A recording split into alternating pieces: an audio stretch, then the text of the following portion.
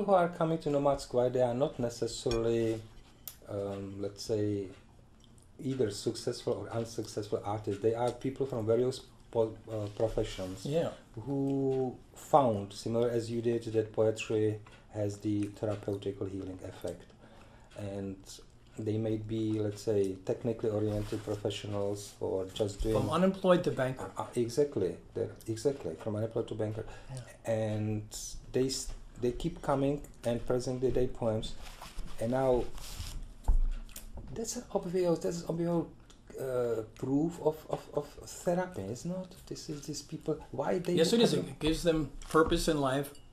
They have a sense of fulfillment where most people go through life and you feel, when am I going to feel whole?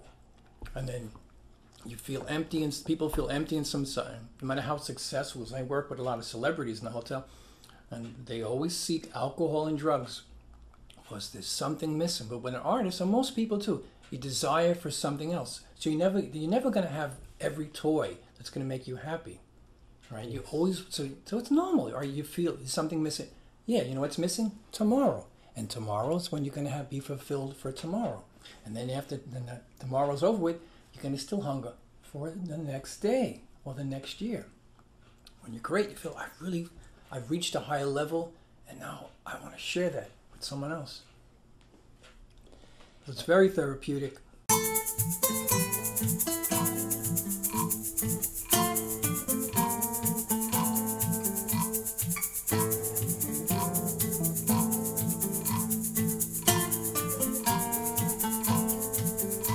Poetry and healing.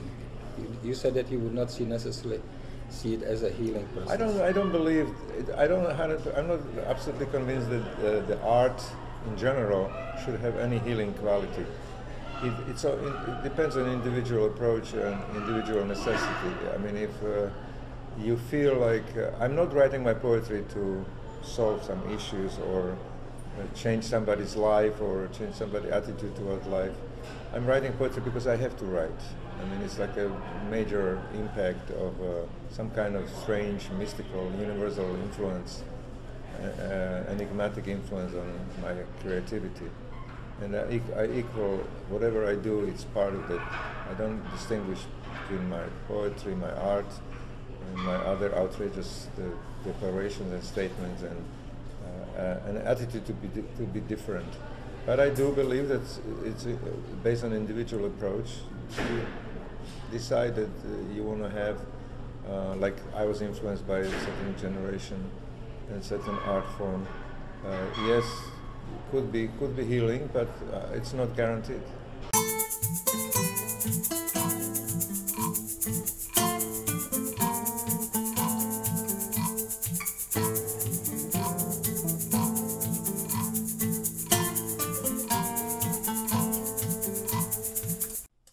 Now, could you, because you have one kind of experience, very strong experience that the poem writers do not have, including myself, and what the other side, the poet should do to break through the magic circle of their own egos and reach the therapeutic effect of dealing with poetry in a more effective way. Okay, when you were talking, I was thinking about a couple of the poetry readings I've been to. I've been to several, and some with you. And in fact, there was a lady at one of them that did a terrific poem about domestic abuse. Yes, I remember her. And I thought it was terrific. I thought her writing was good. I thought she expressed herself very well through it. But I also thought that if you gave that poem to an actor, somebody who could allow themselves to be open and to let it feel those words come out, make those words theirs. Even though she wrote it, when she wrote it, I think, this is my opinion, I don't know this for sure, but I think that she wrote it to get that out, to get that anger out, to get that hurt out. the pain must have been spectacular from being betrayed, not only hit or really hurt, but betrayed by somebody she loved, somebody that was part of her. I mean, it was to be her partner forever. And then they're beating her. So I think that poem helped her get through that. But once she did it and wrote it, I think she didn't trust that it was her expression, her chance. This was her chance. And I think when she got up and she read it for us, that she, for whatever I felt, that she felt we were judging her. And I don't think she should have. I think she should have just let it flow and have the experience again as when she first wrote it. And I think I've been to poetry readings where they are that good. It affects them every time. And some man who, there was a writer, I can't think of his name right now, but anyway, he was transgender, and his father came home and found him dressed up in the mother's clothes and beat him, and then took the clothes out and all the beautiful clothes he had acquired, the women's clothing, and burned it. So he wrote a poem about this, and I thought, how odd. But I read the poem before I heard him do it, and I heard him do it, and everybody in the audience was crying because we experienced it with him all over again. And he, at the end, he pulled back. He was trying to maintain some kind of composure to read to us, but when he finished it, it just flooded. It all came out. So he went through that emotional thing again, and he had written it a couple of years before.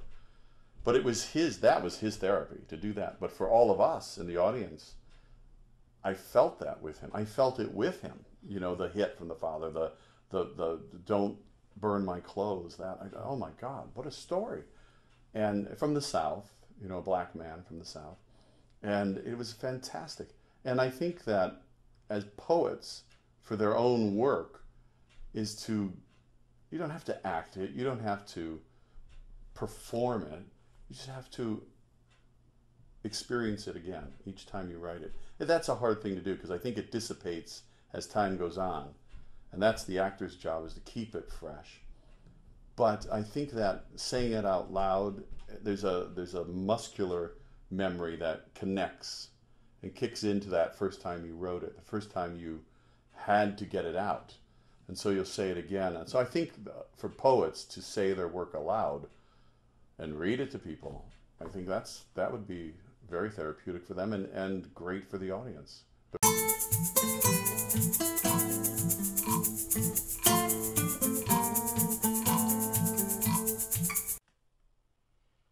Have you realized that there is no uniform answer to the question, does poetry heal? Although all three of my interviewees said, yes, it does, each of them said it in his own unique way. Joshua Meander recognizes the healing power of poetry in its purpose in life-giving drive.